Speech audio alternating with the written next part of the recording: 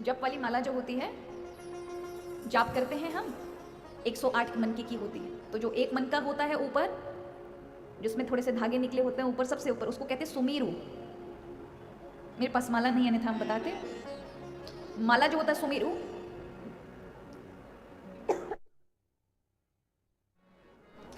तो सुमेरु को जैसे ही अपन माला जाप करते हैं तो सुमेरु को प्रणाम किया जाता है, उसका उल्लंघन नहीं होता, उसको कभी। चलो बहुत अच्छा, हमारे आचार्य जी लेकर आए। ये आपको दिख रही है माला, ये जो ऊपर है, ये जो मनका है ऊपर का, इसे कहते हैं सुमेरु। क्या कहते हैं? सुमेरु। ये पूरा ये मिलाकर 108 की माला होती है। अब जब हम जाप करते हैं, जैसे हमने जाप किया नमः शिवाय का, तो यहां से इसको प्रणाम करके जब सुबह जाप कर रहे हो तो ये माला हमेशा गौमुखी में होनी चाहिए। गौमुखी मैंने कपड़ा जो होता है अंदर, उसमें होनी चाहिए। सुबह नाभि के मध्य या यहाँ पर पेट के मध्य रखना चाहिए, कपड़े में लपेट करके। और कपड़ा नहीं है तो नीचे कुछ बिछा लो। हमेशा माला आसन पर बैठकर करनी चाहिए। माला में जाप करते समय जो ये उंगली है, इसको हमारे यहाँ कहते हैं तर्जनी। इससे हम डांटते हैं, लोगों को उकसाते हैं, बोलते हैं, शिकायतें करते हैं ना, तुमने ऐसा क्यों किया, तुम ऐसा क्यों कर रहे हो। इसलिए इस उंगली को अभिमान स्वरूप कहा गया है। क्या कहा गया है? अहंकार रूप। अगर ये जुड़ेगी तो फिर भजन में द्वेष बढ़ेगा, भजन में अहंकार बढ़ेगा, और अहंकार हमारे भजन को खा जाता है। इसलिए इस उंगली का उपयोग नहीं होता। ये छोटी वाली उंगली का भी हम उपयोग नहीं करते, हम 3 उंगली का उपयोग करते हैं। समझ आ गया आपको? अंगूठे सहित ये तर्जनी को छोड़कर और ये छोटी वाली उंगली को छोड़कर, सबसे छोटी को, बाकी को ऐसे जाप करते हैं, ऐसे नमः शिवाय नमः शिवाय नमः शिवाय। हमेशा रुक रुक के करनी चाहिए, बहुत जल्दी नहीं। नमः शिवाय नमः शिवाय नमः शिवाय नमः शिवाय ऐसा करना उल्लंघन है माला का। हमेशा एक एक मनके के बीच में जगह है, गांठ है, इसका मतलब रुकिए। नमः शिवाय नमः शिवाय नमः शिवाय नमः शिवाय।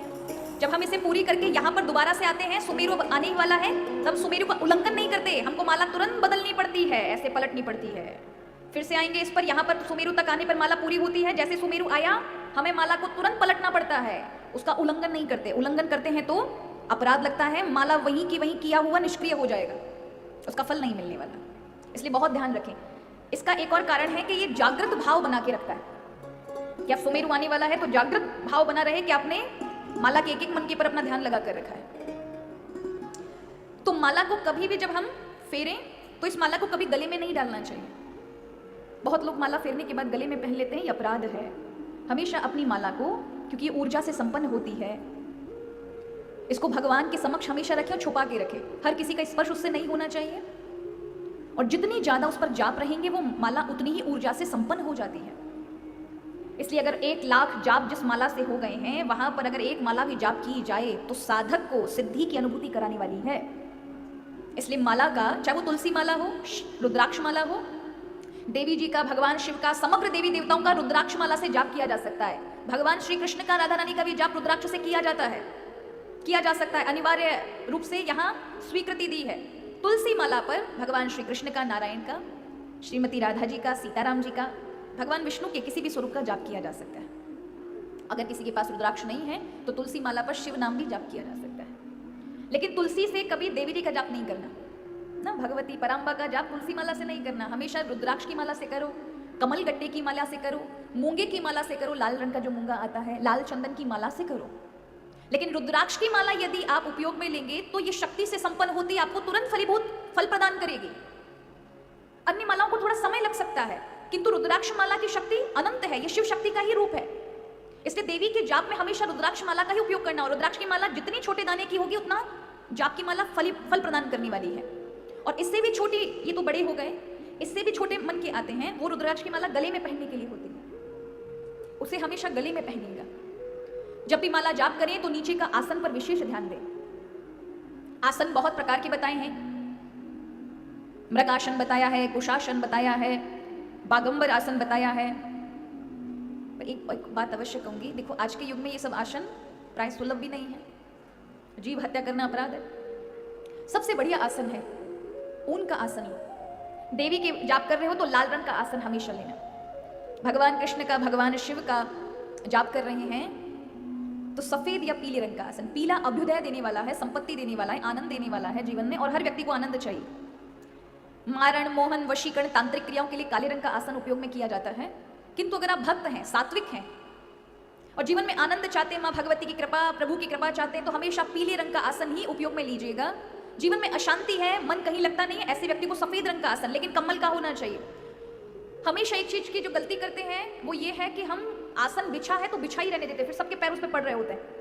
बहुत मर्यादा रखें आसन की। आसन ऊर्जा से संपन्न होता है, आपके जप की ऊर्जा और बनती उस आसन पर, इसलिए आसन पर हर किसी का पैर नहीं पड़ना चाहिए, हर कोई उस आसन पर नहीं बैठना चाहिए। यदि किसी ने भी आपकी माला और आसन छू लिया, स्पर्श कर लिया, भजन नहीं करता है, मन में अगर थोड़ी सी भी जड़ता है, तो आपके किए हुए भजन का सारा प्रयास नष्ट हो जाएगा। इसलिए भजन की बड़ी मर्यादा रखी गई है। इसलिए कहा गुप्त रखो। क्यों रखो? ये आपका धन है, साधक को और सिद्धि पे सिद्धि देने का कार्य करता है। आपकी जितनी पुरानी माला उतने ही बहुत अत्यधिक सिद्धि को प्रदान करने वाली है। आपको 1 लाख जाप करने की जरूरत नहीं पड़ेगी, मात्र 1 माला, 1000 माला ही आपको 1 लाख का फल देती है। उसके अंदर ऊर्जा है, उसका स्मरण करते ही जैसे ही आप एक माला को लेकर किसी कार्य के लिए बैठेंगे, वो कार्य संपन्न हो जाएगा। इतनी ऊर्जा होती है। वो आपकी एकाग्रता को, क्योंकि कई लोग माला अज्ञानता में बदलते जाते हैं, पुरानी हो गई, इसका एक मन का टूट गया, ये हो गया, माला विसर्जित कर नहीं करनी चाहिए। आपको लग रहा है ये 4 मालाओं मोती नहीं है, 4 एक्स्ट्रा बदलो, लेकिन माला बदलो नहीं। माला में अपनी ऊर्जा होती है और ये प्रभु से जोड़ने वाली होती है। साधक को भगवान के भजन में एकाग्र करने वाली होती है। और एक समय आता है जब मन के विचारों को का शमन हो जाता है, मन विचार नहीं कर सकता वहां। जैसे ही आपने माला पकड़ी, विचार शून्य, आप सीधे भगवान से जुड़े। एक समय आएगा कि ये मन माला ऐसा कार्य करेगी कि आपके अभी जाप ऐसे चल रहा है और आप बैठे हैं, लोगों से बात करें, अचानक आपको याद है कि ये नाम तो आपके हृदय में चल रहा है, मतलब सिद्धि के बिल्कुल निकट हो, भजन ठीक ठीक चल रहा है। भजन में मन नहीं लगता, यही मार्ग है, इसका मतलब आप रास्ते में हैं। भजन में मन लगने लग जाए, उसे कहते हैं सिद्धि हो गई, फल दे दिया जाप ने, कि अब आपका मन के सारे विचार शमन हो गए, खाली हो गया मन। अब जैसे किसी पाइप के अंदर गंदगी भरी हो, नाली का कीचड़ भरा हो, तो अब क्या करते हैं? क्या करते हैं? पीछे से शुद्ध पानी का प्रेशर दोगे तो अंदर की जो गंदगी है ना, वो नाली की गंदगी पहले कीचड़ ही निकलता है। उसी तरह से जब आप भगवान का भजन करते हैं तो गंदगी जो मन में भरी रखी हुई है वो कीचड़ निकलता है, विचारों के रूप में निकलेगा। उससे डरना नहीं चाहिए कि हमारा मन इतना विचार करता है, बार बार कहीं जाता है, जाने दो, अपनी माला पकड़ते रहो, यही माला तुम्हारे इस मन का लाई कर देगी।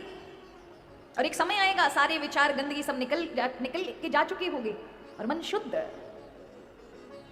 तो माला हम क्यों जाप करते हैं? जिससे मन की गंदगी निकले, विचारों के माध्यम से जो निकल रही है, बातों के माध्यम से जो निकल रही है, निकलने दो। अपने को विचार में नहीं जुड़ना है, केवल साक्षी भाव में रहो कि मेरा मन किस प्रकार के तरह तरह के विचार सोच रहा है, देखना है, निकलने दो उनको। पर अपने को किसी भी एक विचार को पकड़ना नहीं है। पकड़ लोगे तो मन आपको फंसा देगा, भजन से उठा देगा, नाम जाप से उठा देगा। कई बार ऐसा विचार भी आए कि ये कार्य जरूरी है, करना है, कोई बात नहीं, मन को समझाओ, एक माला जाप करने की बात करेंगे, इससे पहले नहीं, तब तक शांत रहो मन। फिर धीरे धीरे यही सिद्धि की हेतु बन जाती है। इसलिए कहा